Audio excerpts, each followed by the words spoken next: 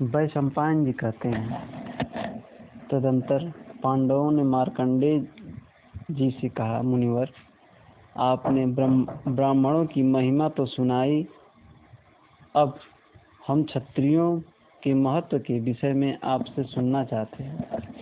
मार्कंडेय जी ने कहा, अच्छा सुनो, अब मैं क्षत्रियों का महत्व सुनाता हूँ। कुरुवंश की क्षत्रियों में एक सुहोत्र नामक राजा हुए थे।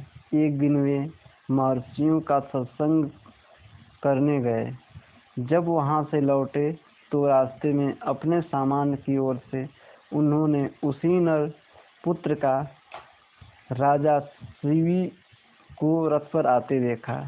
निकट आने पर उन दोनों अवस्था के अनुसार एक दूसरे का सम्मान किया, परंतु गुण में अपने को बराबर समझकर एक ने दूसरे के लिए राह नहीं दी।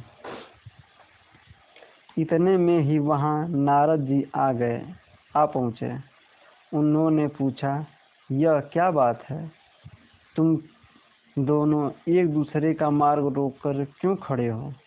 वे बोले, मार्ग अपने से बड़ों को दिया जाता है। हम दोनों तो समान हैं, अतः कौन किसको मार्ग दे।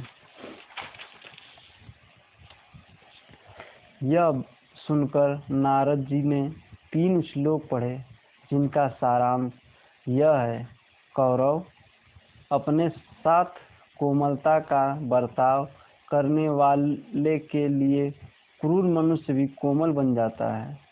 क्रूरता तो वह कुरों के प्रति ही दिखाता है, परंतु साधु पुरुष दुष्टों के साथ ही साधुता का ही बर्ताव करता है।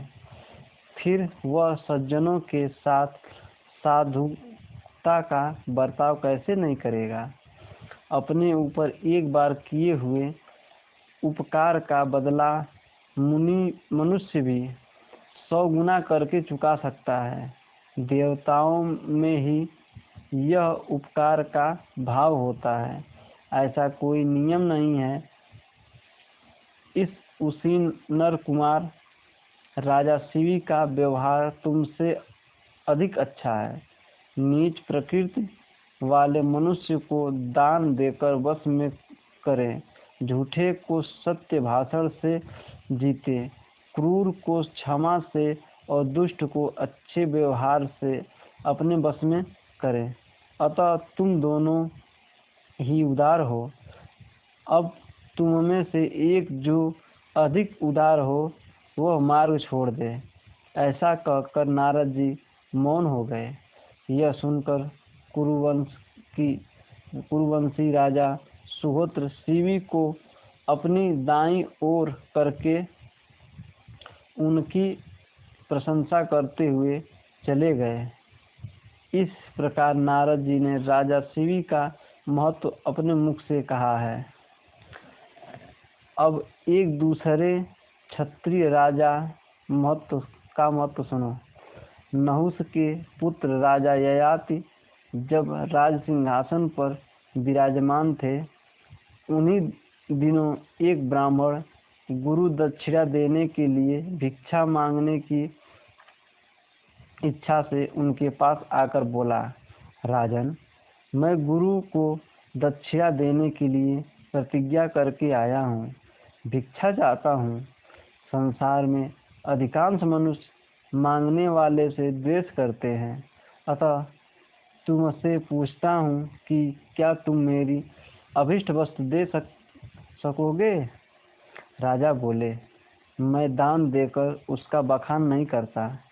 जो वस्तु देने योग्य है उसको देकर अपना मुख उज्जवल करता हूँ।